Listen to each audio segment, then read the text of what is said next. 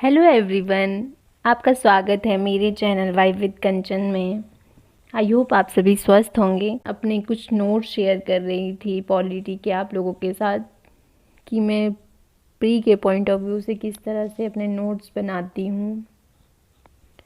तो हम कल पढ़ चुके थे कि 1922 में गांधी जी ने भारतीय संविधान के निर्माण की एक सांकेतिक मांग रखी थी और फिर 1934 में संविधान सभा के गठन की प्रत्यक्ष मांग एम.एन. रॉय द्वारा की गई। उसके बाद भारत के लिए संविधान सभा की मांग की ऑफिशियल अनाउंसमेंट कांग्रेस के सेशन 1936 से 37 में की गई, लेकिन जो इंग्लिश थे उन पर भारतीयों की मांग का कोई असर नहीं हो रहा था। वे हमेशा भारतीयों की मांग को अनदेखा कर रहे थे। फिर जैसे ही सेकेंड वर्ल्ड वॉर समाप्त होता है तो कैबिनेट मिशन भारत आता है। कैबिनेट मिशन भारत आता है 24 मार्च 1946 को। इसका एम था कि भारत के लिए एक संविधान सभा का निर्माण किया जाए। कैबिनेट मिशन के सदस्य स्टैफोर्ड क्रिप्स, पेंथिक लॉरेंस और ए.बी. अलेक्जेंडर थे। तो डिसाइड किया गया कि संविधान सभा के सदस्यों की कुल संख्या 389 होगी। इन सभी सदस्यों ने डिसाइड किया कि संविधान सभा के सदस्यों की कुल संख्या 389 होगी, जिसमें 292 ब्रिटिश प्रांतों के प्रतिनिधि और 93 देशी रियासतों के प्रतिनिधि थे और 4 चीफ कमिश्नर थे। फिर जुलाई 1946 को इलेक्शन शुरू हो गए। तो अक्टूबर और नवंबर में 1946 के आसपास इलेक्शन का रिजल्ट भी आ गया।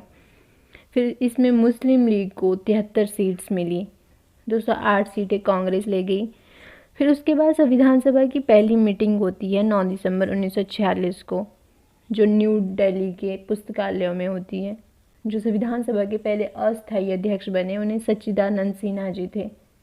सच्चिदानंद सिन्हा सबसे बड़े थे, बुजुर्ग थे, इसलिए उन्हें अस्थायी अध्यक्ष चुन लिया गया।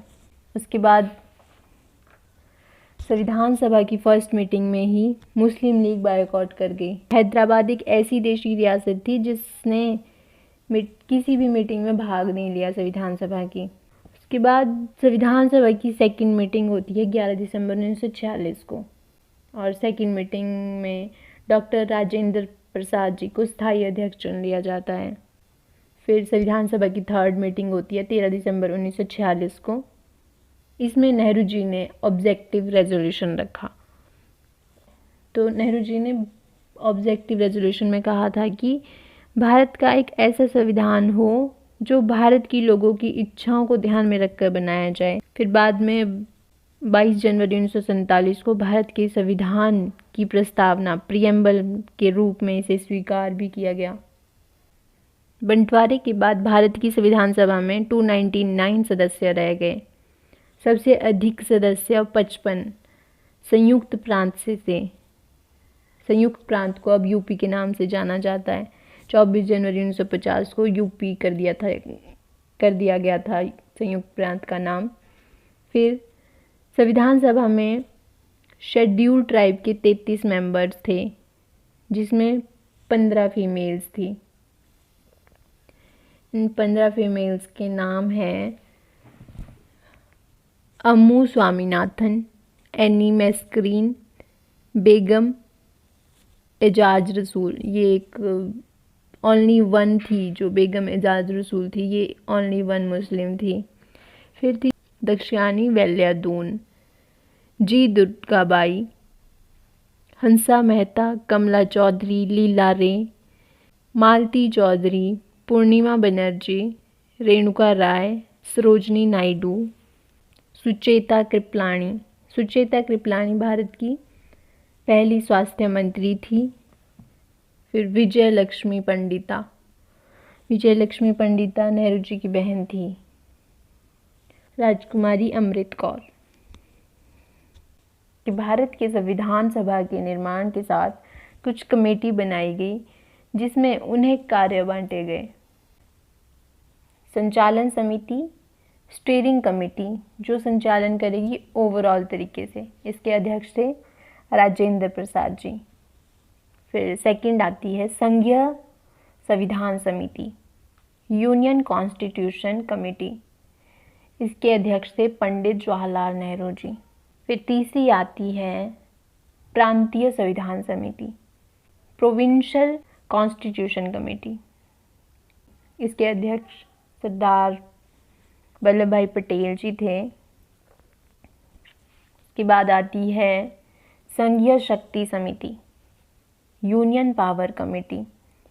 इसके अध्यक्ष भी पंडित जवाहरलाल नेहरू जी थे।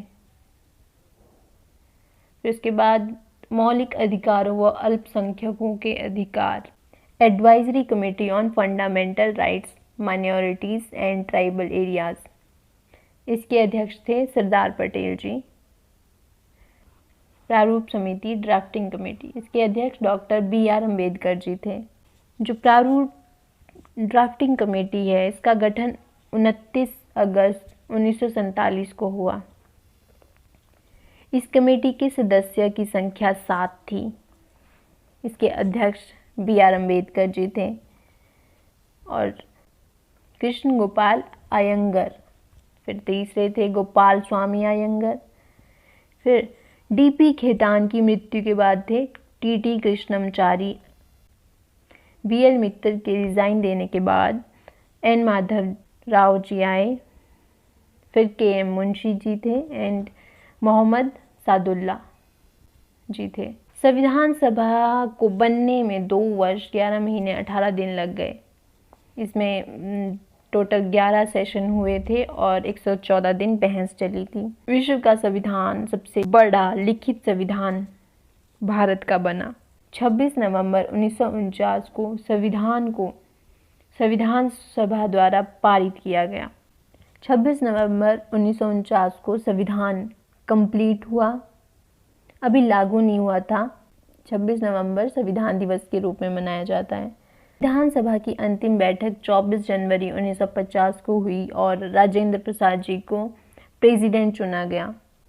तो 24 जनवरी 1950 को राष्ट्रगान और राष्ट्रगीत अपनाया गया और 22 जुलाई 1947 को राष्ट्रध्वज अपनाया गया।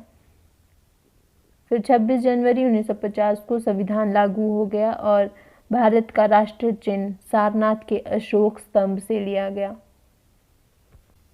तो आज के लेक्चर में इतना ही।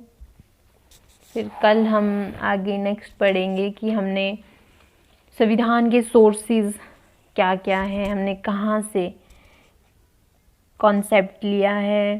संविधान के सोर्सेज हम कल पढ़ेंगे। तो चलिए, धन्यवाद।